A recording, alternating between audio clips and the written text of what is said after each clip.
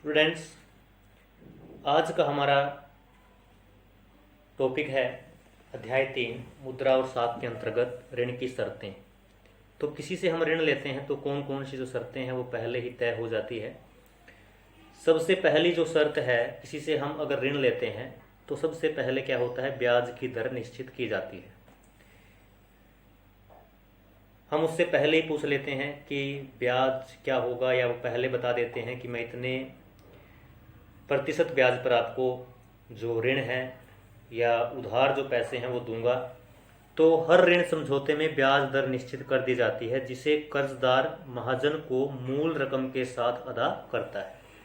तो जो ब्याज जो लगता है उसके ऊपर, पैसे के ऊपर जिसका हम कर्ज लेते हैं, तो उसको इकट्ठा ब्याज के साथ उसको वापस किया जाता है। इसके अलावा दूसरी जो शर्त क्या है, पहला हो गया ब्याज की दर, दूसरी क्या है, समर्थक ऋणाधार।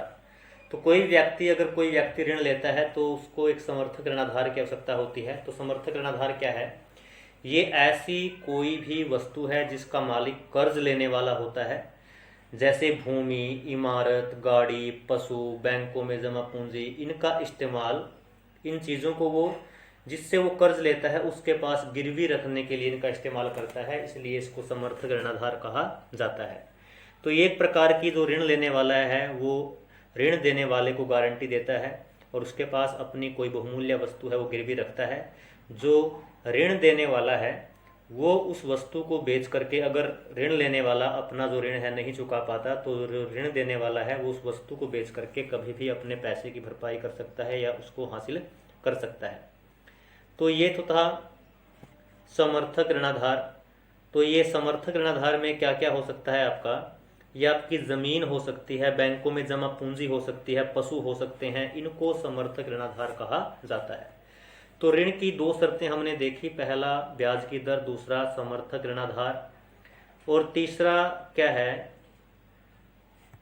उसके बारे में जानने से पहले हम क्या करते हैं, एक बार एक उदाहरण है वो पढ़ लेते हैं। आवास ऋण, मान लो आपने कोई मकान बनाने के लिए कोई ऋण है वो चाहिए। तो ऐसे ही एक लड़की है जिसका नाम मेघा है, उसने घर खरीदने के लिए बैंक से 5 लाख रुपए कर्ज लिया। इस कर्ज पर ब्याज की वार्षिक दर कितनी है, 12%। बैंक से लिया, 12% ब्याज दर पे उसको मिला। तो सबसे पहले ब्याज की दर निश्चित होती है कि ब्याज की दर क्या है, और इस कर्ज को 10 साल में मासिक किस्तों में लौटाया जाना है। कि जो कर्ज की जो अदायगी है या उसको कैसे लौटाया जाएगा, वो एकदम लौटाएगा 3 महीने किस्तों में, 6 महीने किस्तों में, 12 महीने किस्तों में। तो इसने 10 साल की मासिक किस्त, हर महीने की जो किस्त के हिसाब से 10 साल के लिए इसने लोन लिया। मेघा को बैंक से कर्ज लेने से पहले उसे अपनी नौकरी और वेतन संबंधी रिकॉर्ड है वो दिखाने पड़ते हैं। तो जहाँ पर वो नौकरी करती है तो अपनी नौकरी संबंधी जो कागजात है वो दिखाने पड़ते हैं। अपने बैंक जिसके अंदर उसका सैलरी अकाउंट है, जहाँ उसकी तनख्वाह आती है, उसकी सारी डिटेल उनको देनी पड़ती है।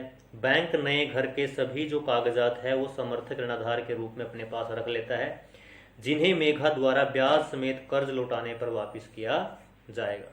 तो ऋण की शर्तें हैं वो कौन कौन सी हैं, इस उदाहरण में हमने क्या देखा, कौन कौन सी शर्तें हैं जो ऋण की है। सबसे पहले तो ऋण राशि की, आपको कितना ऋण चाहिए, कितना पैसा आपको चाहिए। उसके बाद ऋण की अवधि की, आपको कितने समय के लिए ऋण चाहिए, 10 साल के लिए, 5 साल के लिए। फिर उस ऋण को लेने के लिए जो आवश्यक जो कागजात, कागजी कार्रवाई है, आवश्यक जो कागजात चाहिए होते हैं, जैसे उसको अपनी क्या है, अपनी जो सैलरी की डिटेल है वो देनी पड़ी, जहाँ पर वो काम करती है वो सारा ब्यौरा उसको देना पड़ा। फिर ब्याज की दर निश्चित होती है कि कितने ब्याज की दर पर क्या है पैसा वो लेती है। उसके बाद अदायगी का स्वरूप, कैसे उसको लौटाएगी, मासिक किस्त में, 3 महीने किस्तों में, 6 महीने किस्तों में, या पूरा साल में। फिर समर्थक ऋणाधार, मतलब उसने जैसे अपने घर के कागजात क्या है वो बैंक के पास गिरवी रखे, और वो उसको तभी मिलेंगे जब वो पूरा ऋण है वो चुका देंगे। तो इन सभी चीज़ों को, जिसमें ब्याज की दर, समर्थक ऋणाधार, आवश्यक जो कागजात हैं या भुगतान के जो तरीके हैं, कैसे उस ऋण को चुकाया जाना है, इन सब को क्या है, ऋण की शर्तें कहा जाता है। उसके बाद देखिए,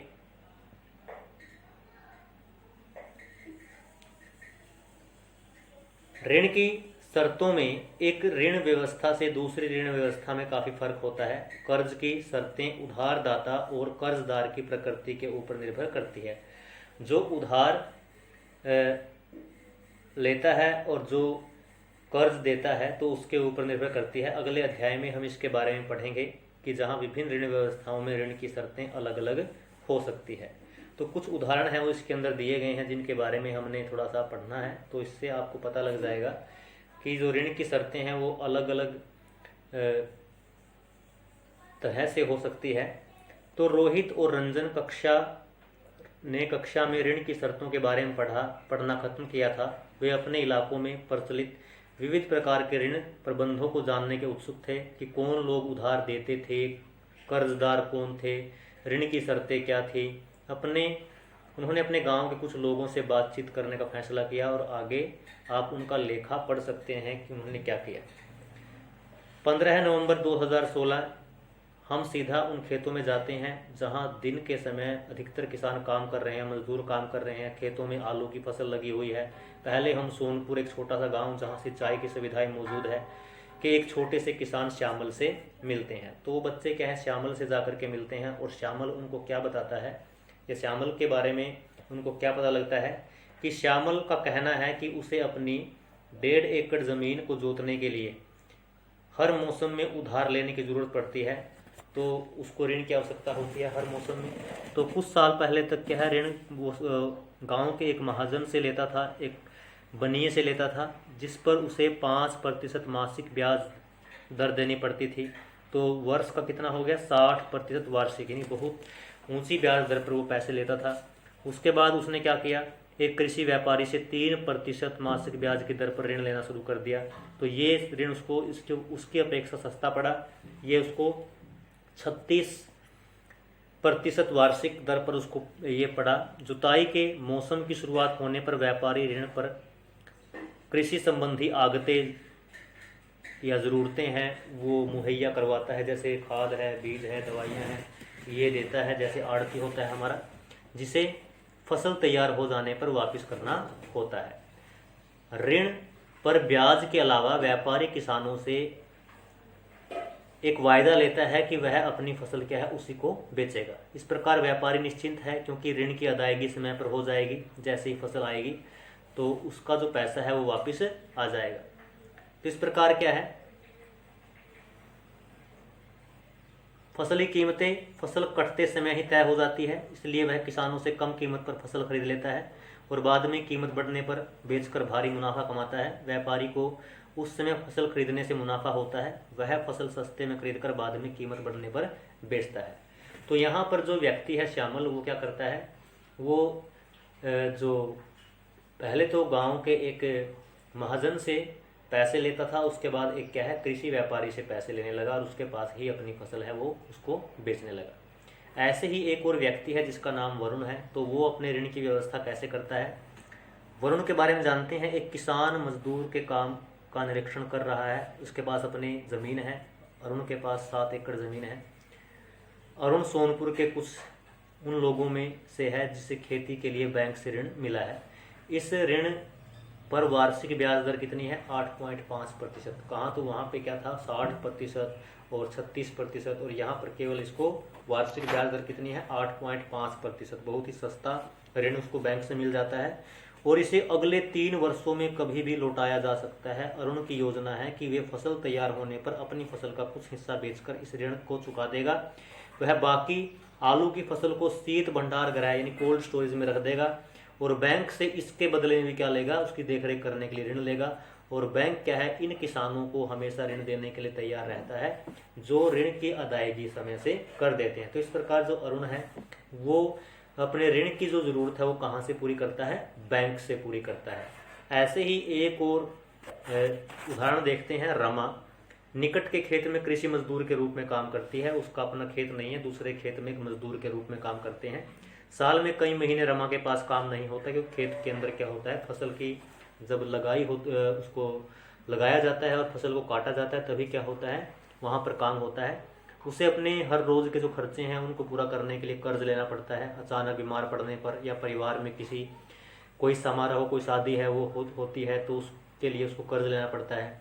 रमा कर्ज के लिए अपने मालिक पर, जो सोनपुर का एक मध्यम वर्गीय भूस्वामी है, उसके ऊपर आश्रित है, निर्भर है। भूस्वामी उसे 5% मासिक यानी 60% वार्षिक दर पर जो ब्याज है वो देता है। ब्याज की दर काफ़ी ऊंची है। रमा उस कर्ज को भूस्वामी के यहाँ काम करके वापस करती है। अधिकांशतः रमा को नया ऋण लेना पड़ता है, पुराना ऋण उसने चुकाया भी नहीं है और उसको नए ऋण की आवश्यकता पड़ जाती है, कोई ना कोई ज़रूरत उसके आ जाती है।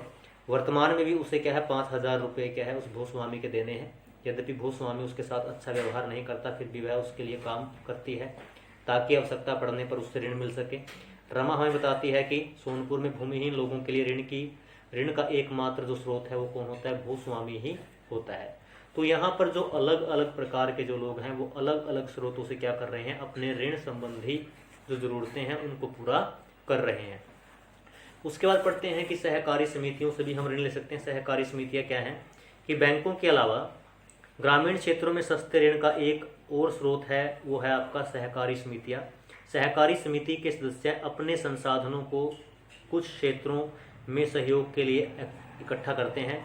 कई प्रकार की सहकारी समितियां संभव है, जैसे किसान अलग से हो सकते हैं, बुनकर कपड़ा बुनने वाले, औद्योगिक मजदूर हो सकते हैं। तो ये अपनी एक सहकारी समितियां बनाते हैं। तो इस प्रकार क्या है, वहाँ उस गांव के अंदर भी क्या है, एक सहकारी समिति है, कृषक सहकारी समिति है, जिसके 2300 किसान सदस्य है। वह अपने सदस्यों से जमा प्राप्त करती है, यानी कुछ जो बचत है वो उसके अंदर जमा करवाते हैं। इस जमा पूंजी को ऋणाधार बना करके, है ना, इस जमा पूंजी को बैंक के पास गिरवी रख करके वो बैंक से क्या करते हैं, और भी ऋण प्राप्त करते हैं। इस पूंजी का इस्तेमाल वो अपने उन 2300 किसान सदस्यों की जो ऋण संबंधी ज़रूरतें हैं उनको पूरा करने के लिए उनको कर्ज देते हैं। और जब वो अपना पहला जो कर्ज है वो लौटा पाते हैं तो उसके बाद जो ऋण का दूसरा दौर है वो शुरू हो जाता है। तो इस प्रकार जो सहकारी समितियों के द्वारा जो दिए जाने वाला जो कर्ज है वो क्या होता है, उसके ऊपर भी जो ब्याज की दर है काफ़ी कम होती है। और इनको कर्ज की आवश्यकता क्यों पड़ती है, कृषि के लिए उपकरण खरीदने के लिए, खेती करने के लिए, कृषि व्यापार करने के लिए, मछली पकड़ने के लिए, घर बनाने के लिए और अन्य विभिन्न प्रकार के जो खर्चे हैं उनके लिए इनको ऋण की आवश्यकता होती है। तो इसलिए ये क्या है, अपने ऋण संबंधी जो आवश्यकताएं हैं वो सहकारी समितियों से पूरा करते हैं।